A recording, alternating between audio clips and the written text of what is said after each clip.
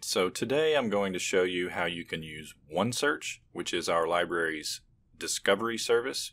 Discovery service is just library speak for a really big database that attempts to collect as many of a library's resources in one spot, one searchable interface. So that's what OneSearch does. We have over 300 different databases, and last I checked, OneSearch searches about a third of those. So it's a very large database that you can use to begin your research when you maybe don't know what specialized database you might need to use. You can typically find something on your topic when you use OneSearch. Alright, so OneSearch is right in the middle of the library's homepage. There's a search bar right there. There are a few limits that you can set on your search from the basic search here. For instance, you can only get full text items or only peer-reviewed journals or books and other materials from our library catalog. However, if you need additional limits, you can use the advanced search here, which provides a few other ways to limit your search. It also has more than one search box, so if you need to conduct maybe a more sophisticated or detailed search, then you could use the advanced search. And for our purposes, though, we're just going to do a quick search using the basic search bar here. Yesterday was Halloween, so I'm feeling a bit macabre. I've searched mass murder here. Not a very sophisticated search, but it'll do for the purposes of this tutorial. So the very first thing you'll see is a research starter. Most searches will provide you with some kind of research starter. Typically it is something like an encyclopedia entry, in this case the Salem Press Encyclopedia. Those are almost always displayed first. But like I said earlier, this searches a wide variety of databases. So there are all different types of materials. For instance, books from our catalog, academic journal articles from any number of different databases. In this case, this is searching a database called Business Source Complete.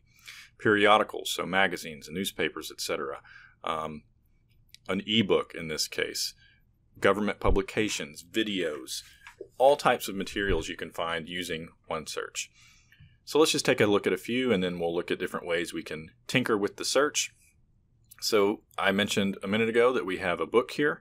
This is a book in our general collection, so this is a physical book that you could check out and take home. It says status available, so that means it should be on the shelf, ready for you to pick up and check out. And then lastly, we've got the call number here, so if you would write that down so that you would know the appropriate floor to go to, and then the appropriate section. If I wanted a bit more information about this book, I can always click the title to find, for instance, the official subject terms. Sometimes you'll see the table of contents and other information. In any case, you can find out more information by clicking the title there. This second result you'll see is an academic journal article. Again, if I wanted a bit more information, for instance, if I wanted to get the summary or abstract of the article before reading the actual full text of it, then I could do that. If I want the full text, I simply click right here, PDF full text. But I want to point out a couple of nice things. When you click the title of an item in OneSearch, it gives you a number of tools over here on the right. And one that students, faculty, staff find particularly useful is the cite function. So if I click that, you'll see that it will format the reference for me in the appropriate style. So if I needed the MLA style, then there you have it. So again, we have all sorts of documents here, or types of materials here. Let's look at some of the limits we can set. Again, if I just want full text materials, I could do that. Let's say I only wanted peer-reviewed materials, I could do that. And of course, that's going to narrow it down considerably. You can narrow by publication date. And then over here, there are many other ways you can limit your search. One useful one is source types. So if I only wanted videos, for instance, I could click videos and then update. And we have videos from a variety of different databases that we could access. To access a video, you simply click the title here, and then there will be a link under URL where you can watch the video online. Again, there are many other ways to limit by official subject, for instance, publisher, publication, language, geography, location. Location could be a useful one.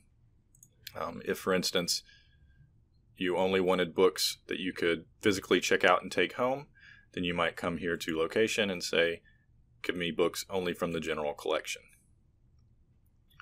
So that's a very quick overview of how to use OneSearch.